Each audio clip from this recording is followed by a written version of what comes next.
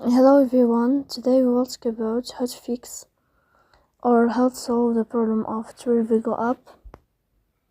You will click on settings. Here you can click on apps, default apps, app settings. On above you can search about Trivago app and you will enter. Then you can click on first step and you can click OK. Here we'll enter to the window of storage. Then you can click on clear cache. In the end you can turn off your Wi-Fi and you can turn on your Wi-Fi again to fix that problem. So please don't forget to support us by like and subscribe. See you next time in another video and thank you for your attention and your watching.